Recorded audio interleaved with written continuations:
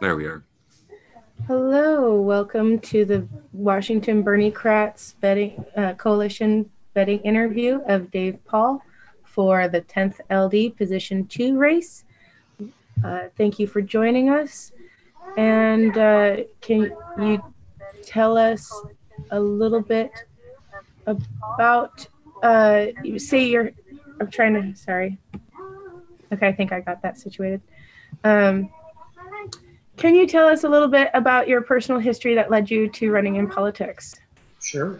So I've been involved in politics since 1994, and I helped with Ron Sims' campaign when he was running for a U.S. Senate here in Washington State. I grew up in the state and got a little involved in politics after college. Then went to grad school and eventually landed in Ohio in the 2000s and got involved with Ohio politics there, and especially at the county level, and worked with local candidates, also helped with John Kerry's campaign in 2004. And then my family and I moved back to Washington State in 2008, and we've been here ever since. So I've been involved for about 20 years in trying to recruit candidates to run for state and local offices. And in the last, I guess, 18 months or since the 2016 election, have been involved with Indivisible. And we've been working to recruit candidates to run. And this past few months, I've been trying to find other candidates to run for this seat. And finally jumped in myself. Felt it was time to step up and try to make a difference. Excellent. Excellent. Let's see. And how are you funding your campaign? So getting lots of help from friends. So I've done some things myself, but it's a grassroots campaign and talking to friends and neighbors. And, virtually everybody that's donated so far, I think, has been in the 10th district. There may be a couple of friends from outside the district that I knew from college or friends of my wife and such. And then can you describe a little bit about the geography of your district? Sure. So the 10th district is all of Island County. So it would be in Camano Island. It goes up to Hidalgo Island in Skagit County and over to West Mount Vernon, and then runs south past Camano Island into northern Snohomish County. So includes Stanwood and some of the northern parts of Snohomish County. So pretty big geographic county. It takes about 3 hours to run, to drive from one end of the county to the other. People live for the Deception Pass Bridge. Okay. I just need to pause here and ask Brian, did I mess things up by closing my YouTube tab? No, you're good. Okay. And Dave, I would like to ask if you could try and speak up a little bit. Sure. We are having a little bit of problems hearing. Okay. Thank you. If you happen to have earbuds, those are helpful, but if you don't have them in reach, then we'll skip it. Yeah, I don't have them in reach, but I could ask my kids to bring some up. Okay. If they're available, we can pause, and then while I'm searching for that, we can go into the video or the ideas list. The list. Okay. Sure. If it's helpful, I can get the earbuds. Okay. All right. So you're gonna pause that for a second? Sure. Okay. We'll edit it out in post. Okay.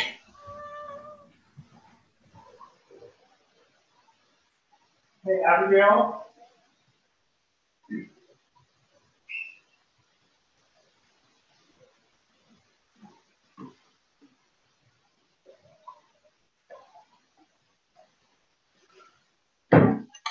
Well, I found these pretty teal earbuds right away.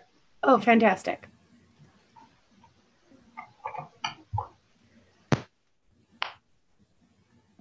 So somebody want to say something?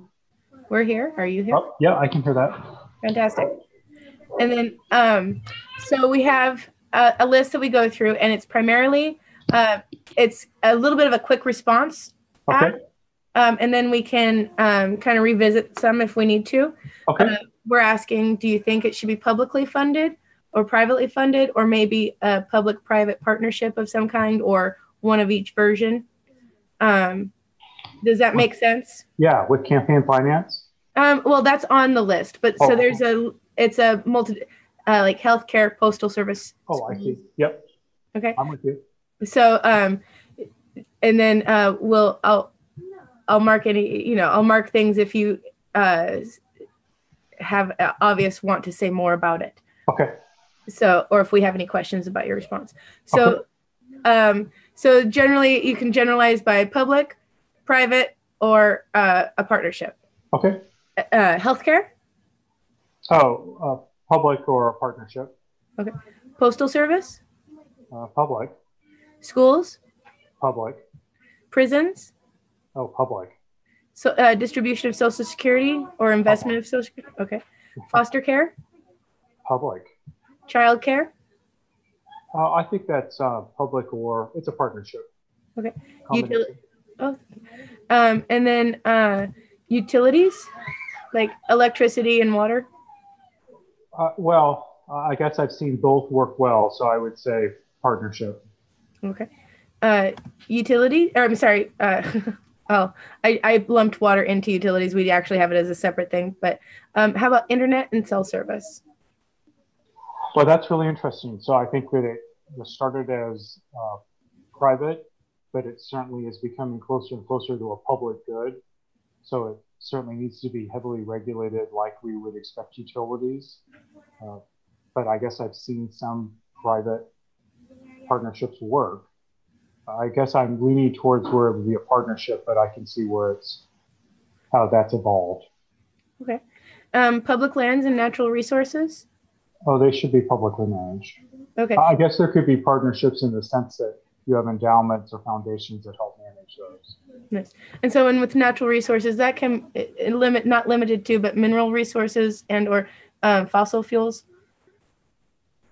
Oh, wow. So, well, certainly fossil fuels have an impact on the public.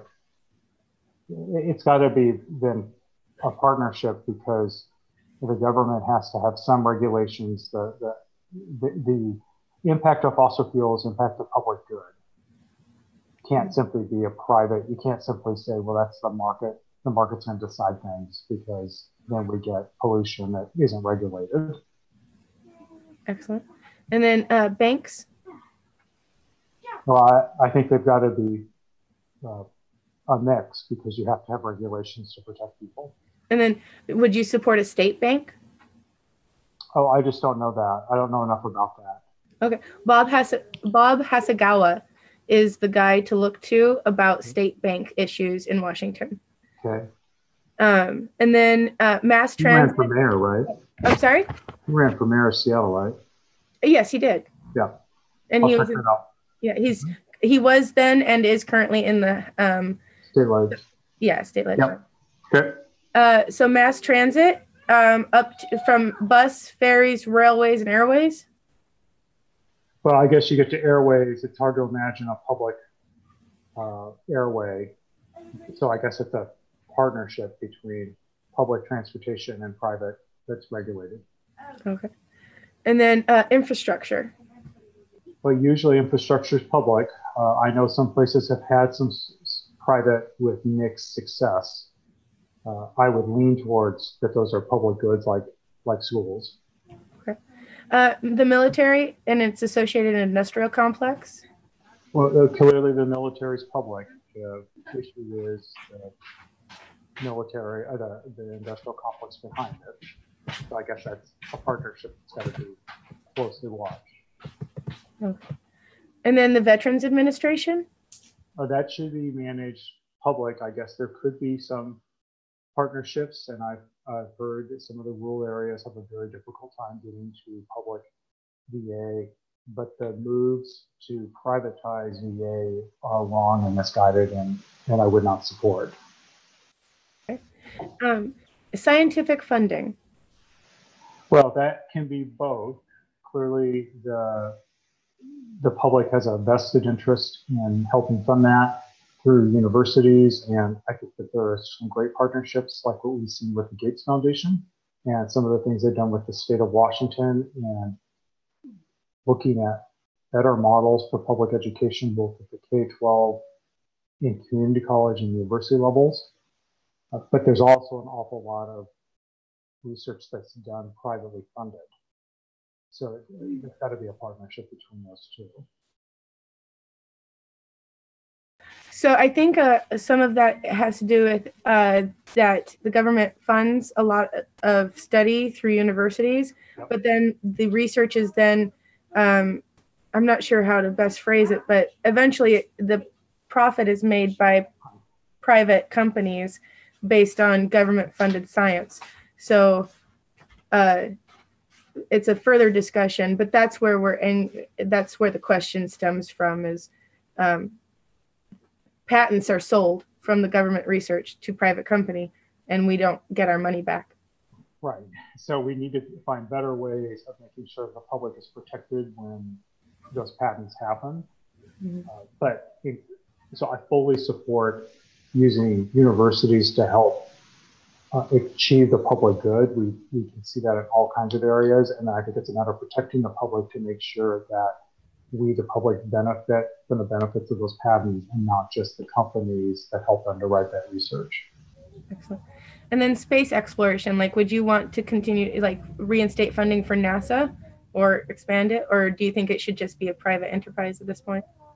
Oh, I think that I don't think it should just be a private enterprise. I think we've seen a lot of public goods come out of NASA and the space exploration. And I guess I have to say I have a vested interest. My 17-year-old son wants to work for NASA, but that's not the only reason I would support publicly funding it. I think Excellent. we benefit from expansion of science and exploring. It helps us learn as much about our world as other worlds. And then libraries? Oh, absolutely public. I guess there are private partnerships where it help support libraries, but those are public goods and extremely important to helping bridge equity gaps we see in community. Excellent. And then community housing.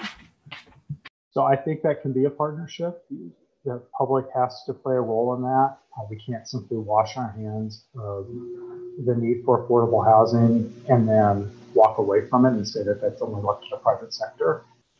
But I've seen some models where having private housing that's subsidized at the public level, like we've seen in Seattle. My first apartment in Seattle had only 7 or 8 units, but 1 or 2 of the units was public housing, and I believe that landlord wasn't charged taxes on those to help encourage him to keep that as subsidized housing. Okay, thank you.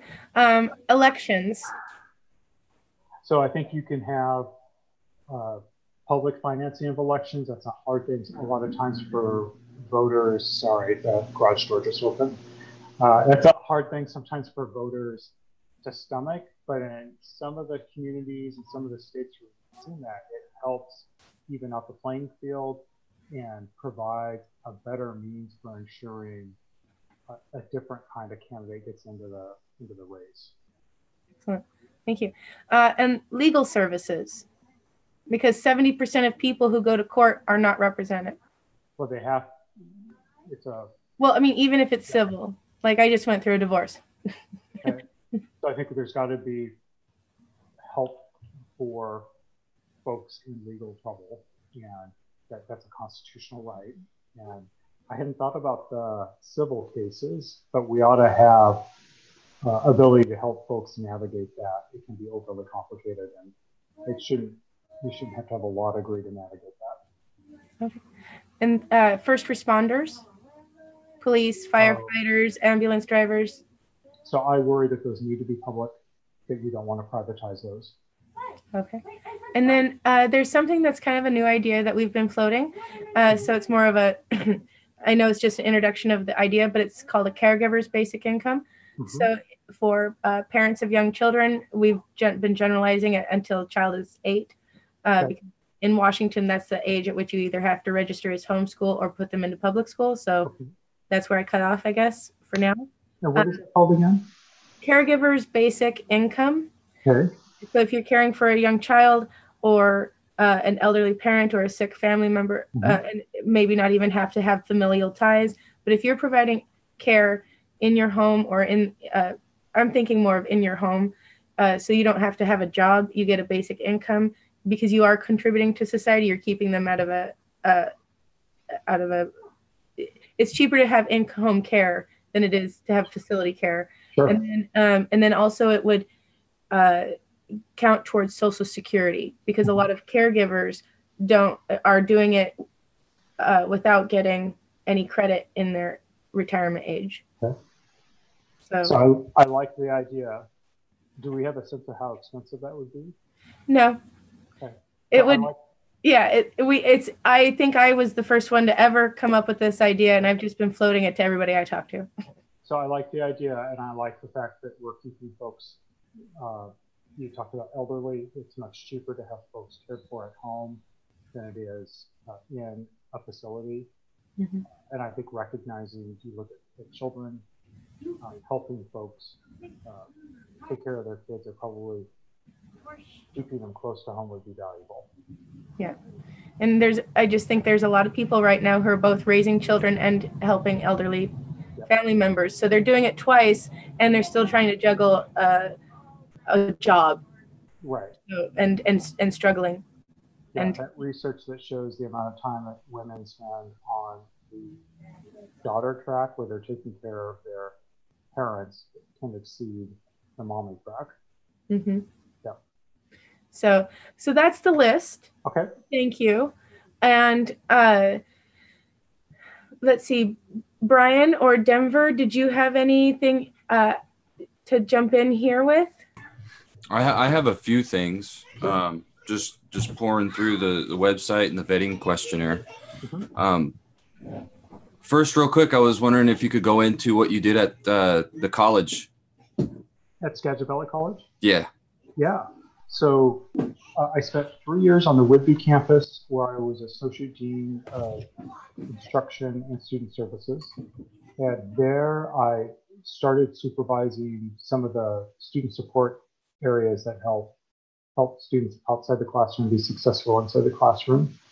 And then 7 years ago or so, 6 years ago, I became Dean of Students and eventually Vice President of Student Services. And so I served as a chief advocate for students on the college, supervised a range of services that help students, from financial aid to counseling to disability access services to tutoring. So again, those services that help folks outside the classroom be successful inside the classroom.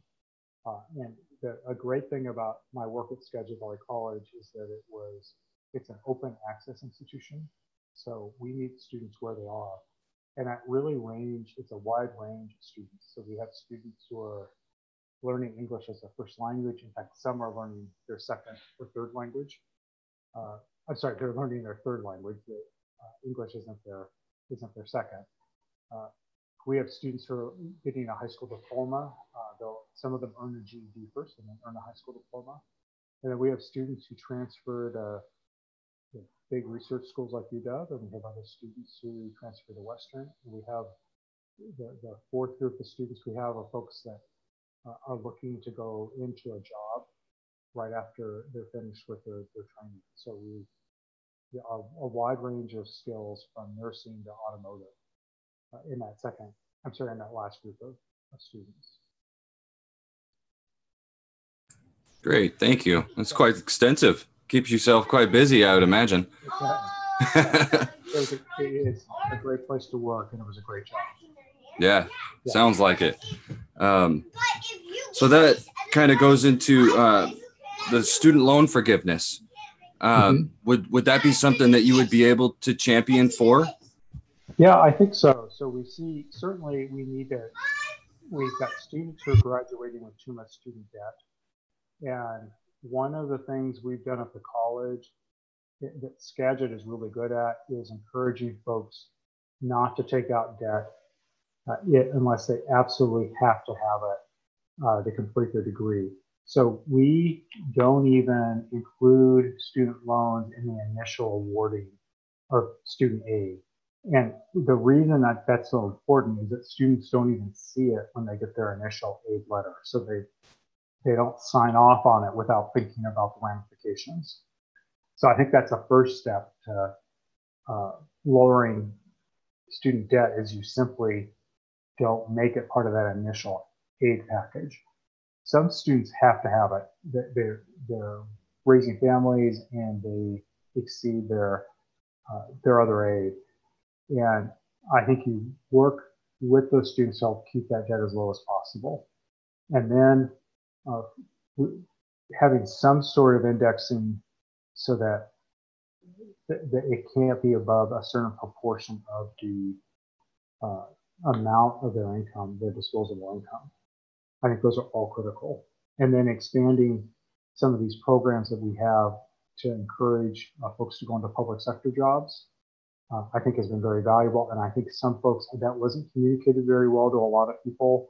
So they knew they might qualify after 10 years, but they didn't know that they had to go in. Those entire 10 years had to be repaid at a certain rate. And I fell into that as well, and only finding out after the 10-year mark, well, I wasn't paying into the right amount to qualify. And clearly that was not well publicized on purpose because it made more people ineligible for the program. Wow. Well, that's a good answer. I would also like to ask about I-1600, if you have heard of it, and if you would sign for it, Universal Medicare for All in the state of Washington. Mm-hmm. So that's the petition going around right now. Yeah, so I've signed to put that on the ballot. I think voters should have the choice on that.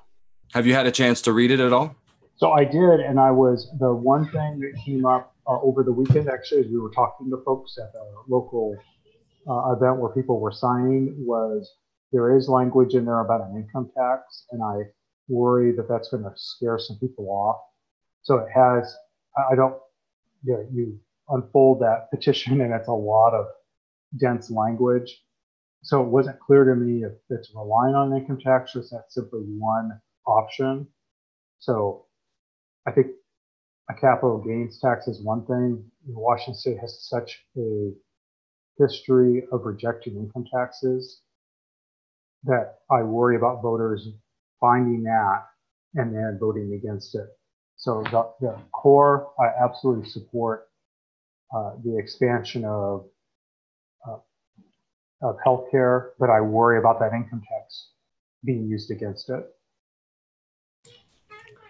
And I was reading on your website or on your vetting form that you're for access to healthcare and also improving on the ACA. Mm-hmm. Some people would say that the ACA doesn't go far enough. What do you say to that? Well, it doesn't go far enough. There are lots of folks that are left out that are middle class that are paying a whole lot of money for healthcare. And healthcare is one of those things that it is much cheaper to help people at the front end with preventative care than it is dealing with emergency room visits. So we have Apple Care for kids and we have Medicare for seniors, and there isn't something in the middle for many middle class people that works well. Good. I'm a hemophiliac, so mm-hmm. I've been in the medical industry my entire life. Yep. And so having Medicare for all or universal Medicare, whichever you want to call it, single payer ultimately mm-hmm. is what the goal is for people in my position. Yep. So that's what I would go for. So not only do I think that's a moral issue, I think it's a human right, but I've seen so many people before we even had the ACA that wouldn't leave a job because they couldn't afford to give up their health care. So if we're talking about reinvigorating our economy and encouraging people to take control of their own lives by starting their own businesses, so many people couldn't do that before the ACA. And for folks like yourself that are in that situation with a life-threatening illness, your quality of healthcare matters so much that you get a job where you're covered well if you're not going to leave it. Yeah. So I think it's both an economic argument and a moral argument. And that actually leads into medical costs being one of the primary reasons that there's so many homeless people. Okay, of course, with the inflation and the cost of living and all of that. And also injured workers being injured on the job and being completely shunned from society and having to go through litigation to be able to have a decent living. What can you do to be able to help people in those situations? Well, so we work with students on a daily basis that have been injured in a previous job and now trying to get trained for a new job. And one of the things we try to help folks as best we can, because you've got some folks with varying levels of disability and are trying to learn those new skills. And so there are programs out there, and I'm sure they don't help everybody as much as they could. One of the things we try to do on the front end when we're talking to students is getting them to think about those what if scenarios. So if they do get hurt, what might be another option for them. But in some cases, they've got to leave that industry entirely. And that's very hard. Sometimes it's part of that person's identity, and then getting that new training is just a challenge. Oftentimes folks are in their 40s or 50s and trying to learn that, and it's scary, and we try to support those students as best we can. And I've seen students have a lot of success with that, though. Yeah. Would you support Bernie's jobs for the jobs bill that he's got coming out? Would you support that? Have you had a chance to check that out? I haven't. What's in that bill? I haven't been able to really check it at all, but from what I can see, it's the FDR equivalent to a New Deal, putting America back to work on our infrastructure. Mm-hmm. Well, I really believe in that. So I do truly believe in an FDR type program for infrastructure, because that should have bipartisan support.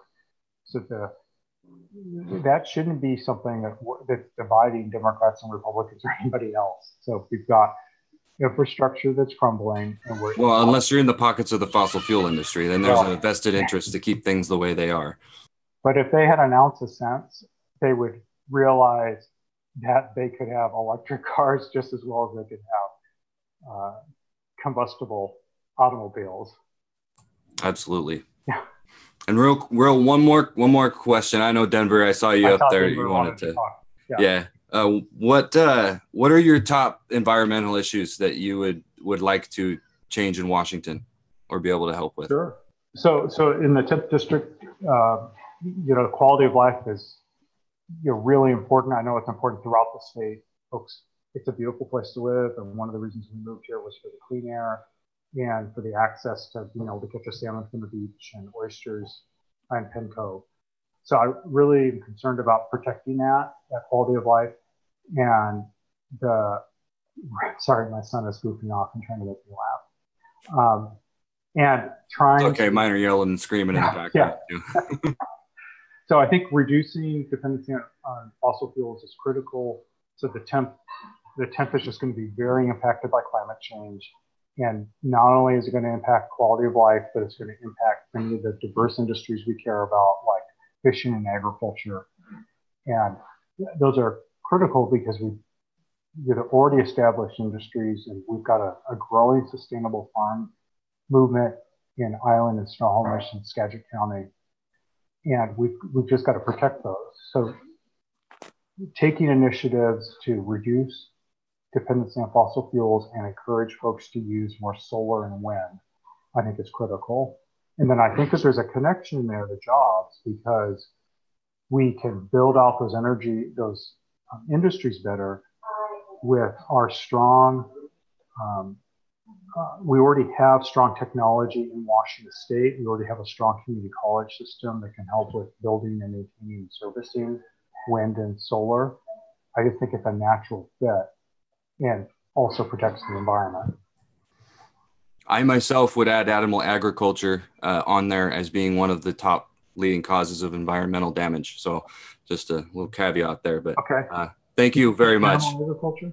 Yes, there has been research delved into. One of the top leading contributors is methane gas, okay, and the transportation involved in the whole animal agriculture industry. Okay. Thanks, Brian. Yeah, thank you. Yeah. Hey, Dave. Hey, Jennifer. So the first thing I wanted to bring up, I was actually going to kind of follow up on and answer you gave Brian when he was asking about injured workers. Mm-hmm. You were mainly talking about what you've done at SVC to help people with retraining. Right. But as a state representative, what would you do to look out for people in that situation? So I'll have to learn more about what the options are and what are the options to best help people, because that's not one of my areas of strength right now. I don't know enough about workplace injuries and how to help folks that have been injured. Are there positions right now? Is there legislation that you've supported or that others have supported you think is important? I haven't heard of any along those lines yet. That actually wasn't even a topic I had been thinking of prior to, but it just struck me that you were answering it from the position of somebody at SVC when you were running for the House, and I wanted to see if you had an answer that pertained more to the position you were running for. So no, I can tell you that just my experiences where we've worked with folks, and I know how challenging it can be for individuals that are changing industries and have been injured, and the struggle some of them have faced. I'm somebody that learns more and dives into things, and would turn to advocacy groups that are supporting those folks and then figuring out what's best to help them. Okay. And as far as legislation that is pending, what's your take on Initiative 1631? You'll have to remind me which one it is. That's the environmental initiative to put fees on pollution and pass the money into people into environmental impact reduction. Yeah, so I support that. With the one caveat that I worry that Washington State already has a very regressive tax system.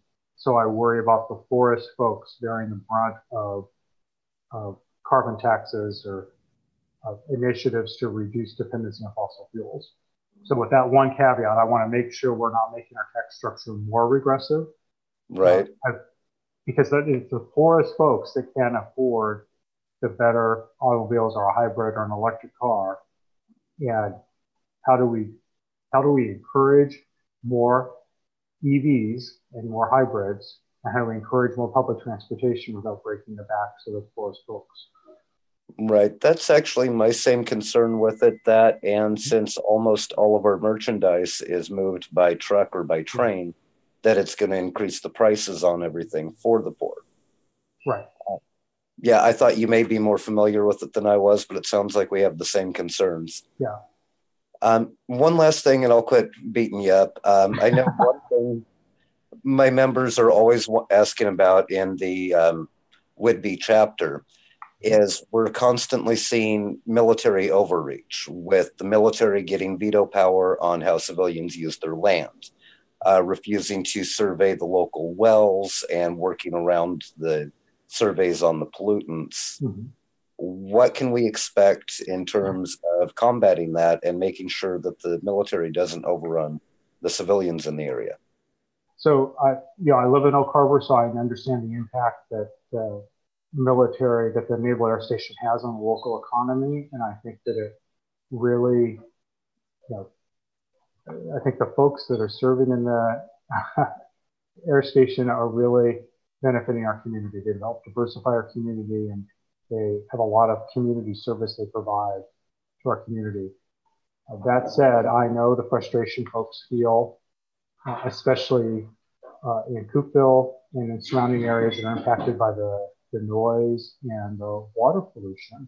And what you'll get is a legislator that holds folks accountable and will work with the brass at the air station to make sure that they're good neighbors. And when I have interacted with commanders at the air station, I know they care about that. And I think that we could benefit from having a leader that isn't simply against the air station or I love jet noise, but somebody who recognizes the benefits of the air station on the local economy and on the community as a whole, but wants to make sure that they're good neighbors. Okay, and what would that look like? How would you approach the jet noise issue and the health effects we're having from the growlers? So the first thing I would do is surround myself with folks who actually have been in the Navy and know what is BS, so that when somebody is giving us a line of BS, I can say that's not true. You can do this. So that's already what I've done. So there are folks on my campaign that value the Navy, have been in the Navy, but also know how the Navy works and are helping teach me that. Okay, what about the SEAL training on the public beaches? What's your take? I think that was a ridiculous proposal to make, given all the other things going on right now. So I'm not supportive of it. So I just think it's tone deaf. You've already got people really unhappy about the growlers and unhappy about the pollution. Could you have picked the worst time? So I'm not supportive of it. Okay, that's pretty much that, and what the questions the other guys have asked you pretty much covers everything I had for you tonight. Been good talking to you. Good talking to you as well. It was nice to see you. Was it weekend before last? Yeah. Yeah, that was a great event. That was a good one. I enjoyed the speakers we had there. That reminds me, I haven't gotten my book yet. I need to email him about that. Okay, thanks, Dave. Thanks, Denver. So Rhonda does ask usually about contract. Let's see, it's anti-corruption stuff, and so there's American Anti-Corruption Act. Thank you, Rhonda. So we're wondering, first we ask, have you heard of it? I have not. I apologize. Okay, that's all right. We're usually the spreader of good news. Okay. I'm writing it down. Yes, Rhonda is so much better at this question. Okay. But it has to do with campaign finance, and it's a contract that says you won't take money that influences decisions, and it's got nuance that I am not the best at explaining. Okay. And so you haven't heard of it. Now you have, and then we just ask that you research it, and we hope that you sign it. And then when you do sign it, let us know so we can update your post. We're going to put this on Facebook group so that people can vote as to whether or not you're a Bernie-crat. And it's just part of the process. So having if you are in agreement with the anti-corruption contract, American anti-corruption contract, you wrote it down. I don't keep those details in my head. I'll find it. And if you are aligned with it and you sign it, we'll put that as a note as well. And then Rhonda, anything? Be careful, Rhonda. Yeah, you want to clean that up for me? I think I'll be in a decent area. But yeah, the American Anti-Corruption Act is the one who champions it represents us. Yeah. And it has a bunch of provisions in there. A lot of it is restoring laws that were previously in place that were stripped away little by little bit, that took away our voting kind of rights. Mm-hmm. So it is about, anti-corruption, about getting money out of politics, no revolving door for lobbyists, all of that. But it's also about election reform. So we're looking at ranked choice voting to open up, possibilities of more than just the D and R, because we have two past the post system. There's just so much to it. Nope. But Represent Us is the main group that champions it, and it is called the American Anti-Corruption Act. Please take a look at it. I will. So we ask for people to support legislation that comes up that kind of puts it back into place for the people. I would enjoy that. I'll check it out. Thank you so very much. And Rhonda? Again, since... Huh? I'm sorry, I was going to invite you to say more. So please do. Okay. Yeah, I think I'm good on my connection now. I've passed the parts that are bad. So I just want to hit back just real closely, real quick again on I-1600, the Universal Healthcare Initiative. Yeah. You are correct. It is asking for a 1% income tax. And that was sent out in a poll, too, to kind of see where the voters, how they would be with that versus, I forget what the other one was. Sales tax, which is regressive. Yeah, instead of increasing a sales tax. And it was a big showing that people are ready to do 1%.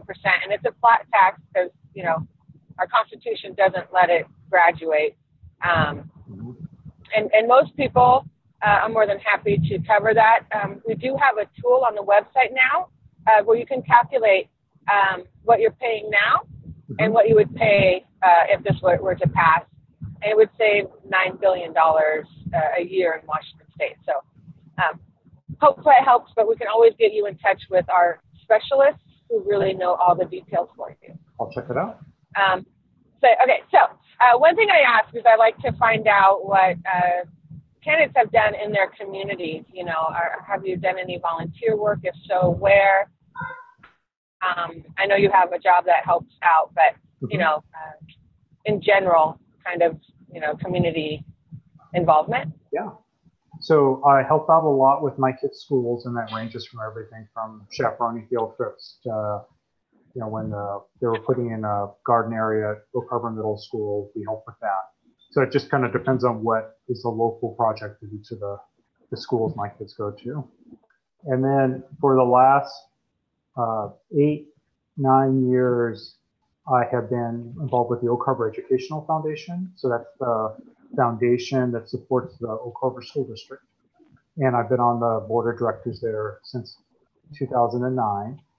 And we raise money for scholarships. And then also kind of cool here in Oak Harbor is we have what's called the Flying Learning Grants. So those are grants, usually a few $1,000s, to help teachers in projects that are outside of the normal curriculum. So they put in community gardens in their schools, and they've taken kids on really interesting field trips that they wouldn't otherwise be able to do. And we raise money for that as well. So that's, and now I'm been president of that foundation for about 1.5 years, almost, I guess it's going on 2 years. So those are the main things I do. Wonderful. Thank you very much. I do like to see that people are invested in their communities here. So I appreciate that. Courtney, go ahead and take it away. I can't remember what my next question is at the moment. But. Okay, so I'm curious, what would be the first type of legislation you would propose or sign on to? Well, that's a really good question. So I'm very much focused on education and truly believe America was built on the strength of its public schools. And, oops, I'm losing my earpiece. Built on the public schools. And I see how schools help people's lives and improve our communities and improve our economy. So I think working on ensuring that the McCleary decision is fully implemented and that our schools have the resources they need is probably my top priority. Something we haven't touched on, and I'll answer Brian's question, is also the importance of community-based mental health. And we see a lot in Island County, but when I talk to folks in Skagit County and Snohomish County, I hear very similar things, that there aren't enough mental health providers. They're not compensated well enough.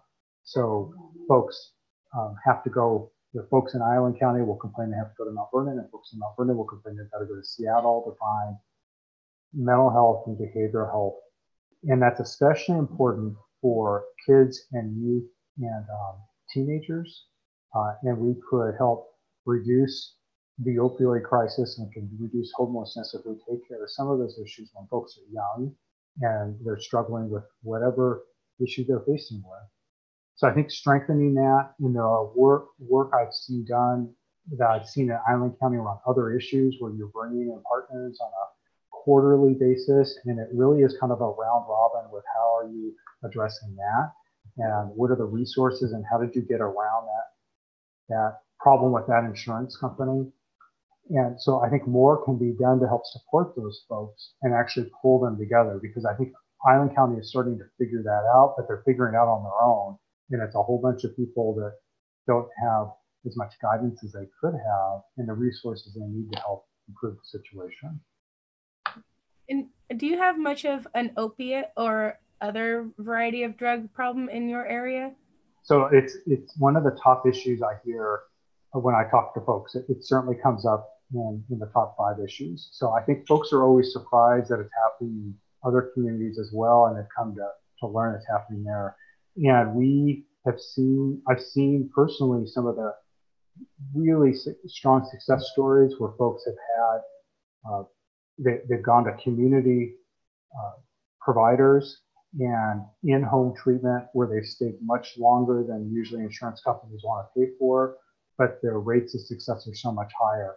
So there's one in Mount Vernon called New Earth Recovery, and Amy and Alan Mila quit their jobs and started that 7 or 8 years ago, and their success rates are really strong. And we should be encouraging more of those rather than trying to criminalize opioid addiction.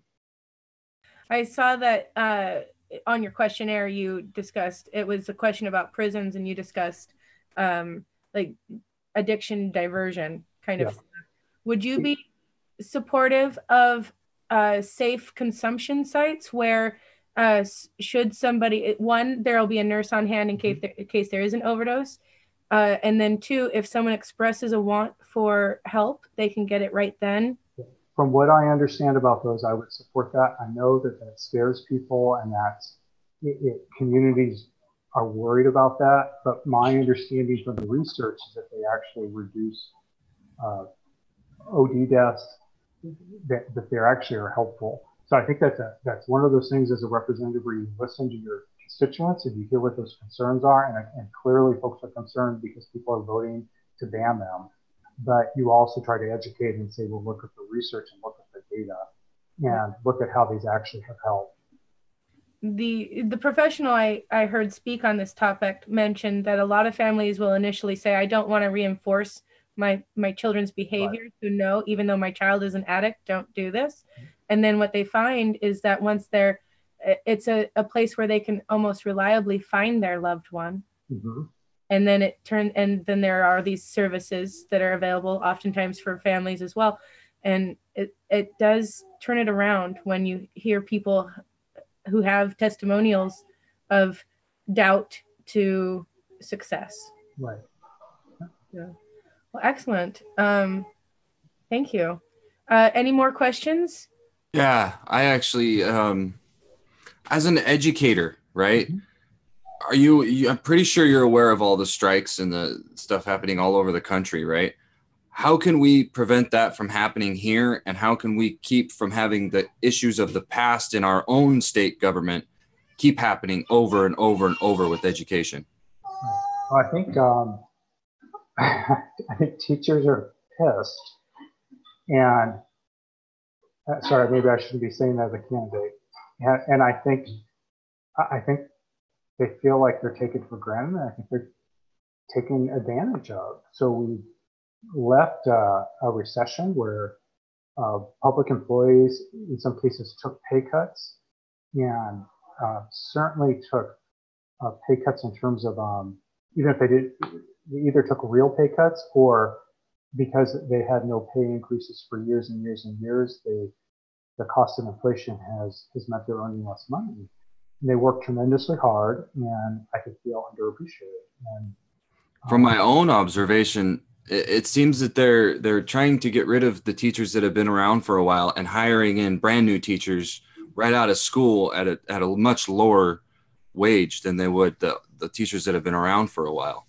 So I haven't seen that in my own community, where Oak Harbor, I think, struggles to keep teachers because of the folks come in that are connected to Navy and leave when a spouse is transferred. So I think Oak Harbor does a really good job of trying to keep and retain good teachers. But I think teachers are angry. And then as I've learned more about the the way that the state legislature paid for McCleary, I've got to learn more about the impact that's had on our teacher unions. So I think, and I have a conversation with teacher unions later in May, toward the end of May, so I'll learn more about those frustrations. Yeah, please do. I mean, because even the teachers in my district, I'm in Granite Falls, so I'm Snohomish County, and the teachers in my area are actually having to buy their own supplies out of their own pocket to support the students, and they ask the parents to do that as well. How can we change that? Well, I think we have to fully fund our schools, and here, and I can tell you in Oak Harbor, and also before we lived in Ohio, that was very common. And it shouldn't be the case that it simply isn't the case. A fully funded school isn't one that requires parents and teachers to pony up supplies, because many of those parents aren't going to be able to do so. So we've got to come to a point that the funding level is even enough that the teacher in Granite Falls doesn't have to do that.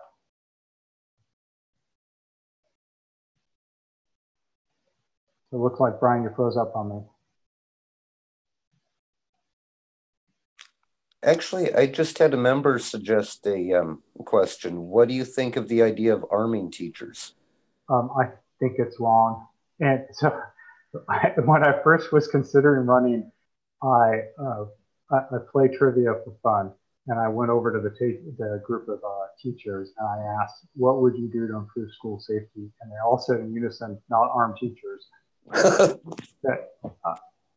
I've yet to meet a teacher, and I'm sure one is out there that I know, but I've yet to meet a teacher who thinks that teachers should be armed.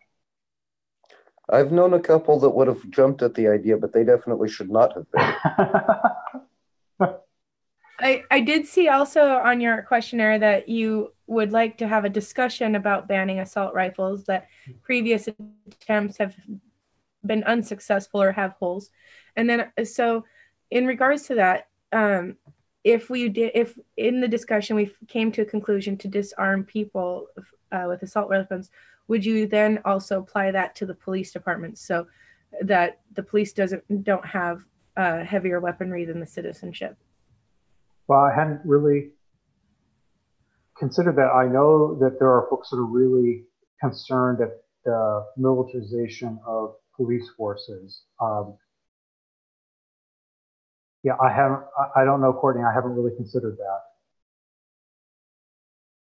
Well, thank you. I mean, we have a lot of interesting ideas in this group, and even if our question just, we accept I don't knows, or I have to look into that, we absolutely, because we like to share information as well as collect information. Okay. So not having an answer right away on any subject is not any way negative in this crowd. Okay. So let's see. I'd actually prefer that to making something up on the fly. I appreciate that. Yeah. So I'm trying to think of anything else I have a burning question about. I do like to ask, have you ever heard of permaculture? No, what is that? It's a system, like an agricultural system that reduces the need for input, as in, so you don't have to buy fertilizers and stuff like that, while maximizing the amount of output. Yeah. So you don't have to put a lot of energy into it, but you get a lot of reap the harvest. Okay. And it can also, especially noticeable in arid areas, so not really, this isn't the place to like test it, but in arid areas, just a small 5 hectare space can change, of permaculture can change the rainfall in a valley by centimeters. I think it was all metric, but I'd have to review to get the exact numbers. But it can reverse desertification, stabilize food in regions. I would like to export it to all the arid areas. Okay. So I like to drop that little nugget. Check that out. Yeah. So if I could, I'd like to stop exporting Coca-Cola and start exporting permaculture. We didn't design it, but we have the power to influence, to spread it. Yeah. So Rhonda made it home. Rhonda, did you have anything? She's not moving on the road anymore. Let's see here. You hit on one of the issues that I usually say. What do you find the most pressing issue in your district right now? Well, folks are concerned about education, but folks are very concerned also about the environment. They're concerned about homelessness and opioids and mental health. They're concerned about veteran services as well. And what are some things that your community are doing to help combat those? Do you have a good, Yeah. So here on Whidbey Island, there have been some community organizations that have formed youth homes, homes for homeless youth. So there's one called Ryan's House. I think more could have been done to support that. There were some opponents, local officials that I don't think help matters there. And there could have been some more common sense solutions to helping those. But then we've also seen an expansion, I think, of community organizations trying to help those that are in need. And so we see the North Whidbey Help House, and we see some of the, like the Oak Harbor Pig Fest, where they're raising money for those organizations. And I think one of the challenges is those needs don't go away. They're oftentimes, people think about them at Christmas time, at the holidays, but those needs don't go away. And how do you either deal with it at a systemic level, where you're actually helping people get out of poverty, or you're helping them meet those immediate needs, so that it's not just relying on charity at the holidays. Oh, I can't hear you, I'm sorry.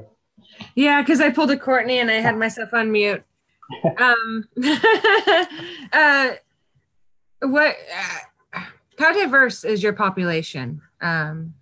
Sure. So the district itself is fairly Caucasian. There is a growing Latino community, but there's also an established Filipino community, and we have other folks that are here on the island, especially I think connected to our former Navy. And so in Skagit County, it is a growing Latino community, and I see that work every day. We have about 18% of our students are Latino. But that is also, I think folks think about that only in the Skagit County, but in Island County, Latinos are also the largest minority group as well. So it's growing throughout the district. With ICE going around and tearing families apart, how do you feel about that, and how do you think you can help combat that in your community? Well, it is a terrible situation because folks are scared, and I know students who are scared to death, and so these are terrific students I've got. They espouse every quality that we teach our own kids that we want them to have good citizenship. So they give back to the community, and they're working because they're recipients of DACA, and they're paying taxes. It just drives me crazy that there is not more support, and there's such hostility towards these kids. And so I think much of this has to be fixed at the national level. That's, it's Rick Larson and Susan DeBene and Hetty Murray have got to help solve this. But at the local level, we got to make sure that our local law enforcement officials are not cooperating with immigration enforcement. And in fact, every cop I know doesn't want to do that. They want every member of their community talking with them, and they don't want them scared to talk to the police. So every cop I know doesn't want anything to do with immigration enforcement. That's good to hear. Thank you very much. I was hoping I'd hear something along those lines. That really matters to me, the supporting our dreamers. Just one of the best parts of my job. Wonderful. Thank you. Denver, did you have anything else? I think I'm good right now. No, Dave actually answered my questions pretty thoroughly earlier. Great. Well, then I think it's time for a beer. I'm with you on that one. Cheers for sure. We definitely appreciate your time. I really appreciate the opportunity. Yeah, we learned a lot, and I know Denver and his group will mull over and all of that, and I know our endorsement kind of corresponds with theirs since they're the local group. I don't know if they told you that we do, once we do endorse, we do push it up for the national endorsement through OR as well. So it's a step process, but thank you for starting that process. We appreciate it. So if you want to, if you want to kind of give a little outgoing message, make sure you let people know where to find you and what people do to help your campaign.